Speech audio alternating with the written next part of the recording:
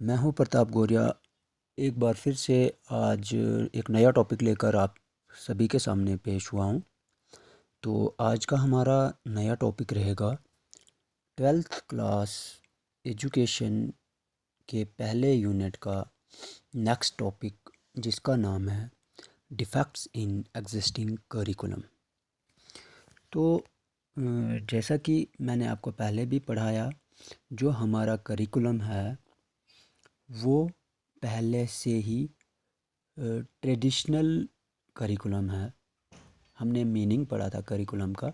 तो traditional means traditional curriculum syllabus, only contents जो हमने अपनी किताबों के टॉपिक्स या यूनिट्स पढ़ने, ज़्यादा फोकस हमारे करिकुलम में उस चीज़ पे दिया गया है।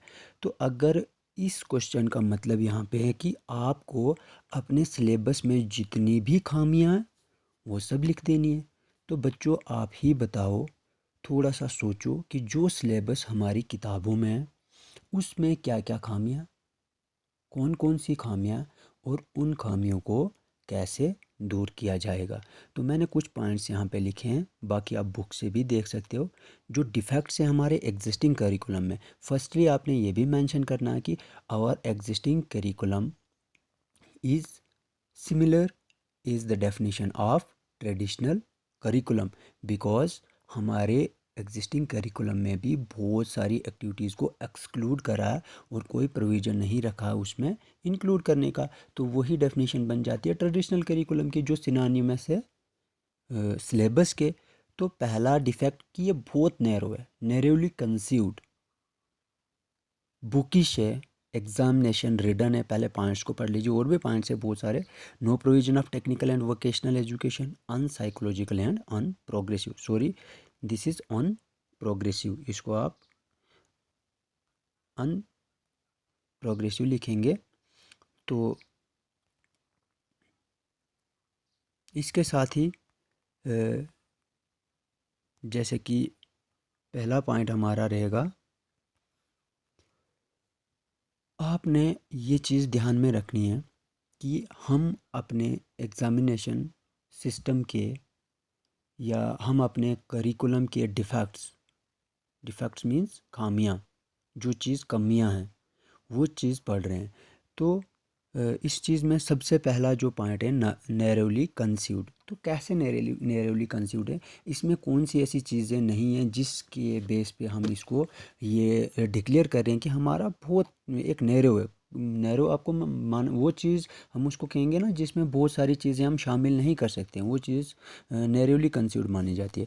तो ट्रेडिशनल, थ्योरेटिकल, ट्रेडिशनल पहले ये मैंने कहा, रवायती जो पहले से चलते आ रहा, थ्योरेटिकल ज़्यादा फोकस थ्योरी पे, भाई बच्चों आप याद करो याद करो याद करो और एग्ज़ाम दो पास पास होने के लिए।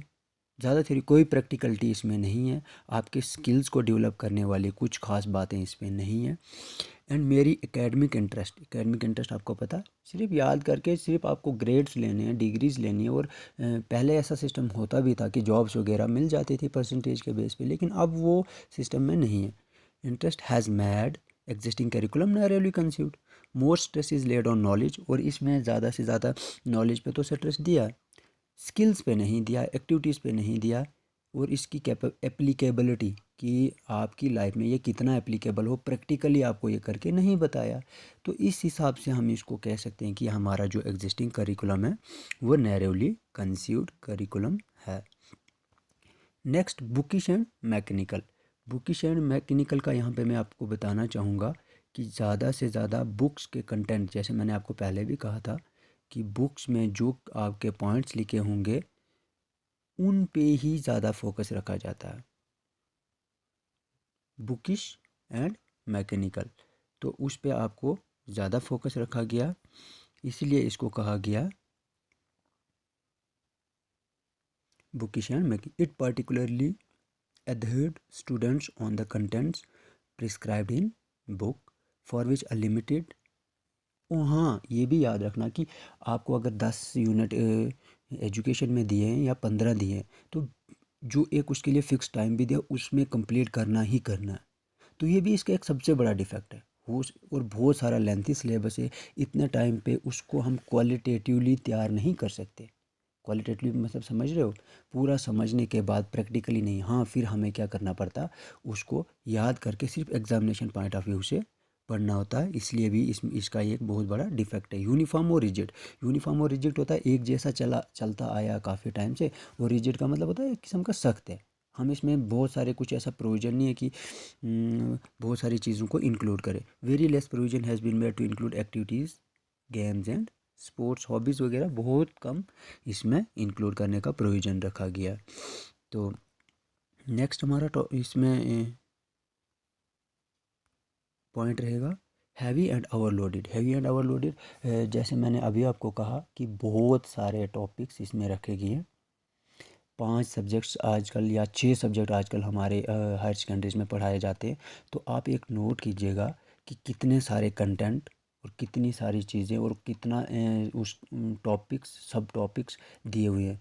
तो और साथ साथ में कितने आपके वो कहते हैं ना, कितने दिन मिलते हैं आपको पढ़ने के लिए। ये चीज़ मैं पहले से भी क्लास में हमेशा बच्चों को कहता आया हूँ कि आप एक कैलेंडर बना के रखिए, टाइम टेबल बना के रखिए कि पूरे आपको कितने दिन पढ़ने के मिलते हैं किसी भी टॉपिक को। तो हार्डली एक यूनिट कंप्लीट करने के लिए आपको 2 या 3 दिन मिलते हैं, लेकिन उसमें भी बहुत सारे सब टॉपिक्स होते हैं। तो ये बहुत ज़्यादा इसमें हम कह सकते हैं कि हैवी और ओवरलोडेड है।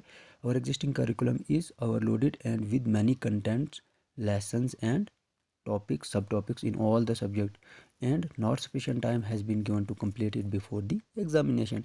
तो इस हिसाब से भी हम कह सकते हैं कि ये बहुत ज़्यादा हैवी है। नेक्स्ट हमारा टॉपिक है डोमिनेटेड बाय एग्जामिनेशन। देखो भाई, आप जो करो एग्जामिनेशन तो पास करना ही है, क्योंकि ये एम ऑफ एजुकेशन है कि आपको हर साल एक नेक्स्ट स्टेज पे लेके जाना। तो इस हिसाब से ये एक रोट मेमोरी को मैंने यहाँ पे लिखा है, इसको it encourage the rote memory. तो अगर आपको सिर्फ एग्जामिनेशन पॉइंट ऑफ व्यू से या उसको याद करने के लिए लिखना होगा तो सिंपल सी बात है, ये रोट मेमोरी पे ज़्यादा इंकरेज करता है। As much stress is on the examination and grades, ज़्यादा तो एग्जामिनेशन और ग्रेड्स पे ही ध्यान है of the students rather than developing skills in and situation facing attitude among the students. Situation facing attitude, ये बहुत अच्छी लाइन है कि मेन एम होता है एजुकेशन का अब आज के दौर में देखा जाए कि बच्चा हर एक सिचुएशन जो कंडीशंस उसके सामने हों वो उसको आसानी से फेस कर सके। लेकिन जो हमारा एजुकेशन सिस्टम है उसमें बीइंग थ्योरेटिकल या एग्जामिनेशन रिडन होने के बावजूद इसमें वो सारी चीज़ें नहीं हैं।